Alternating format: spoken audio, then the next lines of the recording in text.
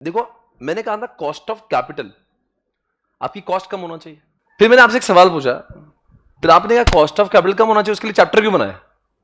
मैंने सिंपल सा सवाल पूछा आपको, प्रेफरेंस 10% और डिबेंचर 10%, तो आप बोले दोनों की कॉस्ट सेम है, पर मैं एक प्रूव करूंगा अब कि दोनों की कॉस्ट, जो इन्होंने ऑलरेडी बोला। बेटा क्या नाम तुम्हारा? रुद्र पटेल। अब ध्यान से देखना स्क्रीन के ऊपर, ये आपके, जब आपकी फॉर एग्जांपल जो भी इनकम होगी, आपने इंटरेस्ट लिया, इंटरेस्ट ये है आपका P&L अकाउंट, बराबर है। आपने कंपनी ने 100 रुपए कमाए थे, इंटरेस्ट के 10 रुपए आप P&L के डेबिट में डालोगे? नहीं डालोगे? इंटरेस्ट P&L के डेबिट में डालेंगे ना, CA फाउंडेशन, राइट। और आपका प्रॉफिट कितना होगा? तो आप इनकम टैक्स कितने पे भरना पड़ेगा? 90 पे, एग्जाम्पल 30% ना, 27 रुपए भरना पड़ेगा, बराबर है। और जब मैं प्रेफरेंस शेयर्स लेता हूं तो उसके ऊपर प्रेफरेंस डिविडेंड जाता है, and dividend is what? The appropriation of profit. Dividend जो होता है ना, वो P&L का डेबिट आइटम नहीं होता। तो यहां पे जब मैं लिखूंगा तो यहां पे अब डिविडेंड, ये भी P&L अकाउंट है। तो अगर मैंने डिबेंचर के बदले प्रेफरेंस शेयर्स लिया तो क्या होगा?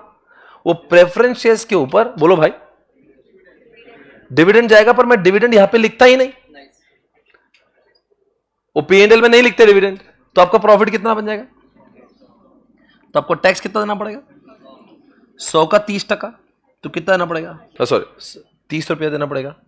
आप मुझे बताओ, जब मैं लोन लेता हूं और जब मैं प्रेफरेंस शेयर्स लेता हूं, बताओ क्या हो रहा है? लोन लेने से कितना टैक्स बढ़ रहा है और प्रेफरेंस शेयर्स लेने से कितना टैक्स बढ़ रहा है? यानी कि जब मैं लोन लेता हूं तो मेरा आउट कितना हो रहा है? 10 रुपए मेरा इंटरेस्ट जा रहा है, पर इस 10 रुपए के चक्कर में मेरा इनफ्लो यानी कि टैक्स सेव कितना हो रहा है? 3 रुपए का टैक्स बच गया ना। अरे क्या भैया, ये 3 रुपए बचा ना। आपको यहां पे कितना टैक्स देना पड़ रहा है? 30 रुपया।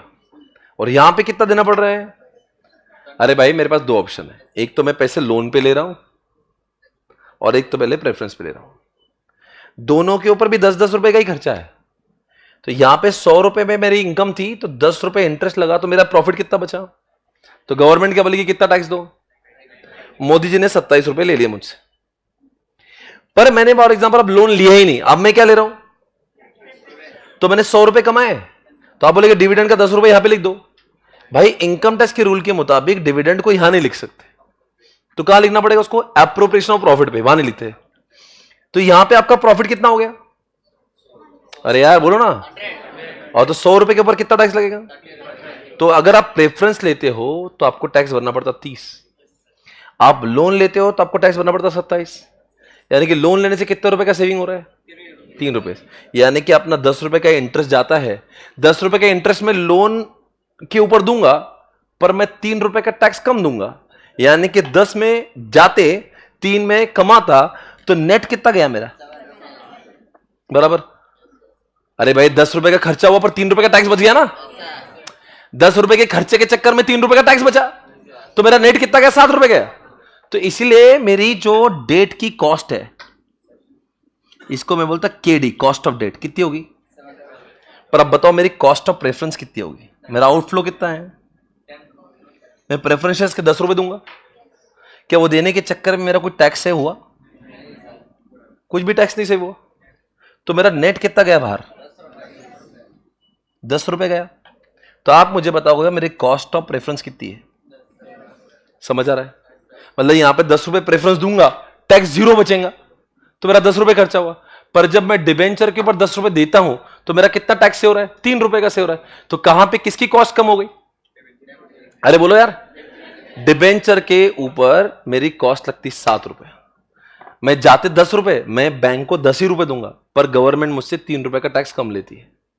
प्रेफरेंस के ऊपर मैं 10 रुपए ही देता हूं, डिबेंचर के ऊपर भी 10, दोनों के ऊपर 10-10 ही आते हैं, पर डिबेंचर के 10 के चक्कर में मेरा 3 का टैक्स से होता है, प्रेफरेंस के 10 के चक्कर में मेरा 3 रुपए का टैक्स सेविंग। सर फिर वो 10 रुपए जाते कहां हैं? अरे ये आपका P&L जब हो जाता ना लिख के, उसके नीचे आपने कभी पढ़ा है CA फाउंडेशन में? एप्रोप्रिएशन ऑफ प्रॉफिट पढ़ते हैं क्या? पढ़ते CA फाउंडेशन में? तो इसके बाद आता है ना वो एप्रोप्रिएशन ऑफ प्रॉफिट, तो इसलिए यहां पे नहीं आता। इसलिए आपका प्रॉफिट कितना दिखना चाहिए था 90, दिख कितना रहा? तो मोदी जी क्या बोलेंगे भाई 100 रुपए पे 30% टैक्स दो। कहां पे? प्रेफरेंस में। और यहां के केस में कितना मांगेंगे 90 पे। तो इसीलिए दोस्तों क्या हुआ, आपका cost of preference and cost of debenture, बताओ कौन सा महंगा हुआ? कौन सा महंगा हुआ? यहां पे आपका 10 का 10 ही पड़ रहा है, यहां पे 10 में से 3 बच रहे हैं, 7 पड़ रहा है, यानी कौन सा महंगा हुआ? कॉस्ट ऑफ डिबेंचर या कॉस्ट ऑफ प्रेफरेंस? हालांकि दोनों का 10 रुपए ही रेट था। अभी जो इंसान कॉमर्स बैकग्राउंड से नहीं है, जो साइंस बैकग्राउंड से है, वो क्या बोलेगा इतना क्या सोचने का, अरे प्रेफरेंस भी लो 10 पड़ेगा, बैंक से लोन लो वो भी 10 पड़ेगा, उसमें क्या दिमाग लगाने का? बिकॉज वो वाला उसको पता नहीं है, because he has not learned FM. जो एफएम पढ़ता हो क्या दोनों 10 रुपए सेम नहीं है, एक के 10 रुपए की वजह से 3 रुपए और एक के 10 रुपए से 3 रुपए बचते, तो क्या करेगा, कौन सा लेना भैया? तो सोचो अगर ये चैप्टर नहीं करेंगे तो आप बात से 100 रुपए में 3 रुपए बच रहे, और अगर आपने ऐसे 100 करोड़ रुपए लिए होंगे तो लोन के, उस पे 3 करोड़ का कॉस्ट बचेगा। तो ऐसे बड़े बड़े कंपनी इसलिए तो चार्टर्ड अकाउंटेंट वो हायर करती है, जो कंपनी को समझाए कि आपने लोन कैसे लेना चाहिए, पैसे कैसे रेज करना चाहिए। इसीलिए तो हमारे सिलेबस में कौन सा चैप्टर है? कॉस्ट ऑफ कैपिटल चैप्टर पढ़ाऊंगा ना तो मैं ये डिटेल में विस्तार में पढ़ाऊंगा, या अभी इतना टेंशन मत लो, पर मैं आपको बता रहा हूं कि बेटा आपका नंबर डाल दिया आपने, रुद्र पटेल, चलिए तालियां बजा दो यार, बहुत सही जवाब दिया। ये रहे 501 रुपए आपके लिए, देखो आपके खाते में पहुंच गए, है ना बेटा? चलो बेटा ठीक है, thank you so much, okay.